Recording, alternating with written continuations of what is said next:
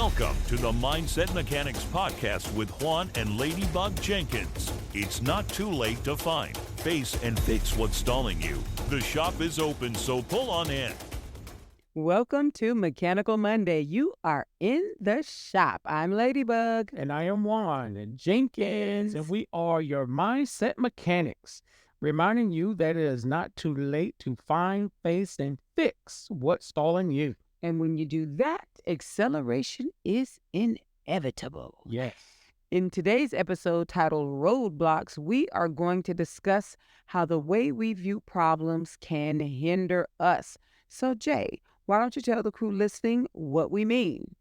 Yes, indeed. A roadblock is a barrier or a barricade on a road, especially one set up by the authorities to stop and examine traffic. It is also defined as an hindrance, which is right in line with our story today.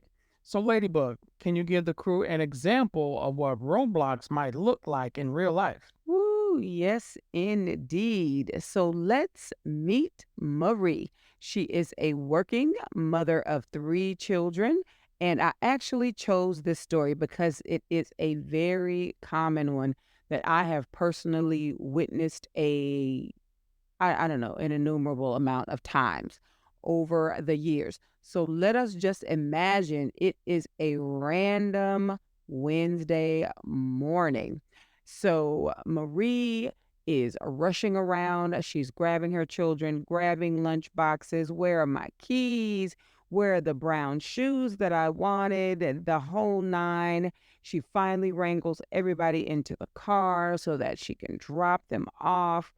She is rushing. She drops the youngest off at the daycare, the car seat, that whole thing. Mhm. And then the drop-off line for the 2 in elementary. She makes it out of the line with just enough time to get to work with like a minute to spare. She is zhuzhing down the road and bam, there is construction. They have chosen this lovely day to tighten up the lines in the road to make them yellow again because they have faded. And therefore, what is normally 3 lanes of traffic is now narrowed down to 1. And Marie immediately realizes that she is going to be late for work. Now, normally this would be annoying given that she hustled so hard to get everybody out of the house, to get everyone dropped off, and all of that good stuff. But she starts to cry, and she starts to cry really hard. And from the outside, it's kind of like, well, I understand you being upset, but it's kind of an overreaction. But what someone on the outside looking in does not know is that Marie was recently written up for being late chronically.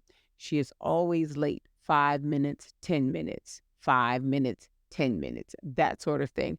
And her boss informed her at that last write-up that if she is late again, even once, in the next 90 days, that she is going to be suspended. Oh, boy. Right. So that is where all of the upset is coming from. So Marie realizes she is not going to be on time. And even though the traffic starts to move, she continues to cry. She gets to work. She parks. She goes inside, and her boss is leaning in his doorway, waiting for her. And he has the most disgusted and disappointed look on his face. He calls her in, says he cannot believe that she would allow this to happen. She tries to explain. He holds his hand up, and he already has the suspension on his desk. So he was watching that clock, and the minute that 9 o'clock came and she was not there, he had already written up her suspension. And so he does not allow her to explain. He gives her the paperwork, and he sends her on her way. So she drives home in her car. She is bawling the entire time, and she is just overwhelmed and just kind of really broken. So what do you think about this situation so far, Jay? Oh, man. I think Marie, she has a real problem. You can kind of sympathize that she has no control over the construction, but she has a pattern of doing this. Mm. Kind of, her thing. Mm-hmm. There's a difference between something happening from time to time and a bad habit you won't let go of. Yeah. So tell us what happened, Bub. Did Marie find an exit? Absolutely, but I want to touch on something you said. You talked about this being what she does. It's kind of her thing. It is a pattern, and there is a difference between a one-off, a one-time occurrence, and something that you consistently do. And that is what I want to address with roadblocks today. Roadblocks are things that hinder us. Just like that roadblock was going to prevent Marie from moving at the pace that she originally intended, we have roadblocks in our life. Those roadblocks can be addictions. We talked about addictions in our last episode, entitled Potholes, where we talked about the devastation that addictions can bring, but they are absolutely a type of roadblock. If you are addicted to food, if you're addicted to gambling, if you have the bad habit of being late, if you are someone who tends to use people in relationships, all of these things will hinder you. And when we talk about something like being late, it reminds me of when we talk about addiction and people think that food is not a legitimate addiction. And we talk about something like being late and we think it is not that big of a deal. But when you look at your life, if you look at tardiness, if you look at what it means, it can be a huge hindrance. And we can often underestimate how it makes us look, how it makes us feel, and how it causes us to perform, especially in our professional life. So you asked about Marie and her exit. So this is what happened. So Marie went home. She explained to her husband about the suspension, and he did sympathize with her, and he asked her, you know, what he could do to help and what she thought she might do differently. So, what Marie realized is that because it was a 3-day suspension, it was actually going to give her 5 days off. So, she had Thursday, Friday, and Saturday for her suspension. Then it was the weekend, and she would return to work on Monday.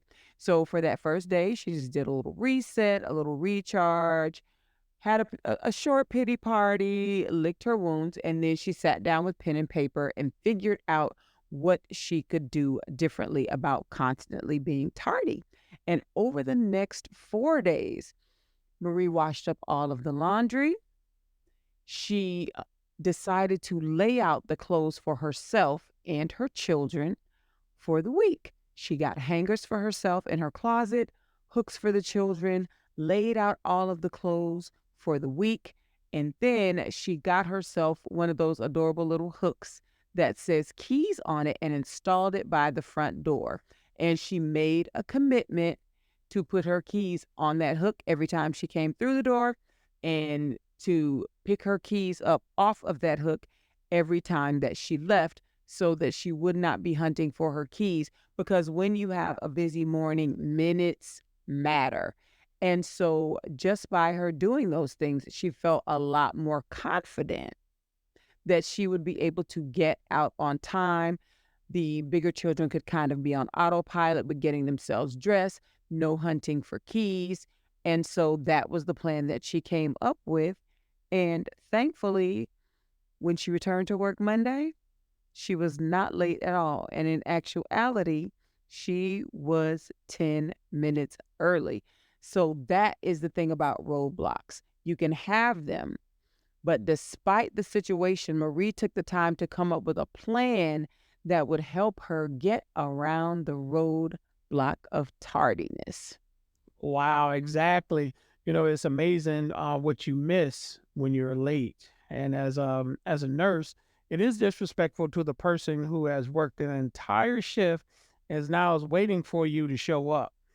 You can't leave until they arrive and they show up late with coffee and a sandwich. Yes, Lord. Many a morning, and as night shifters, it was just so much more impactful because you have worked all night and you are leaning and you are ready to go, and especially if you're someone on time who runs on time, it feels very disrespectful.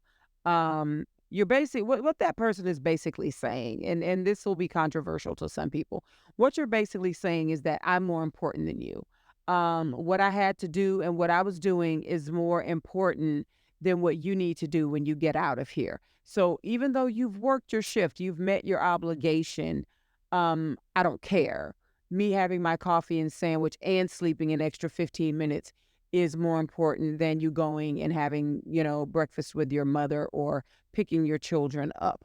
So, oddly, that same person is the one that is always trying to get out early, on time at the latest, but early. They're trying to hand their patients off, to their relief nurse before they can even put their bag down, which backs up my point about them being very self-centered in their mindset. What I have going on is more important than what you have going on. For sure, they do it, but do not want it done to them. I know, right? The hypocrisy. So let's just take a step back. Let's take a look in the rear view mirror, Jay. This is where we use the knowledge of hindsight to evaluate our topic. What's in your rear view on this one? We all have challenges and areas where we can do better or be better in our daily lives. So the trick is to realize those things that are actively hindering us and find our way around them. How about you? What is your rear view on this one? Well, Jay, that's really good. To be honest, for me, my strategy is that I use my God-given gifts. In the case of someone like Marie, I use my vivid imagination. I tend to think through various scenarios and figure out how I will deal with them before they happen. Yes, I know. So if I'm confronted with that situation, I just execute what I've already come up within my mind ahead of time. And tardiness is a perfect example. So, I mean, you know this, but to the crew, I am an old school person and I am an old school nurse on top of that. And I was raised, my mom, well, my dad was not a nurse, but my mom was a nurse as well. So punctuality was a thing. It was the thing. And being late was not. And I remember when I took the job, out in Carrollwood, and it is a clip from the house. It was like an hour. It could be anywhere from an hour. And I think the longest was like an hour and 50 minutes that it took to get to work. And given that it was a 12-hour shift, by the time you add on 3 hours of commuting, you're now talking about a 15, sometimes 16-hour day. So I just had no control over what that traffic was going to be like leaving. And it was at a point that I had to leave the house at 5 p.m. in order to make sure I was on time for my 7 p.m. shift. And that just seemed really ridiculous to me, but I had no control over the traffic, just kind of like Marie and her roadblock. Mhm. So what I eventually ended up doing is that I would leave at like 3:30, knowing it would only take me an hour. And then I would, for lack of a better term, finish my evening prep before my shift on the other end. So I would drive over. I would get over about 4:30, sometimes a quarter to 5. I would grab myself some dinner. I would relax in the car, read, pray, listen to music, and then I would put that seat all the way back. I carried a sleep mask with me in my work bag. I would park under a tree at the corner of the back parking lot, put that sleep mask on, get a nap for about an hour. And then every night at 6:35, I would get out of my car. I would walk in, and at 6:45 p.m., I would clock in, ready for my shift. I did not have to fight all the crazy traffic when I did that. I did not have to rush by all of the restaurants, unable to get something to eat because I didn't have time. And I walked into work stress free. And to some people, they were like, oh, I'm not doing all that. I'm not doing too much. But in all of the time that I was on that job, I was late only once. And I think there was some kind of storm. It was some insane thing that happened that prevented me from being on time.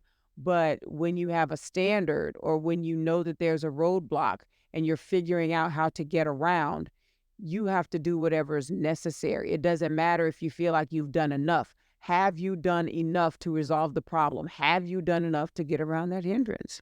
Wow. That's a lot, but obviously worth it to you.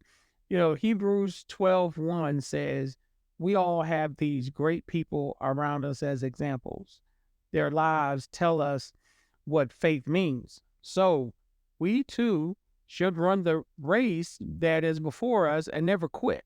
We should remove from our lives anything that would slow us down and the sin that so often makes us fall. Well said, sir.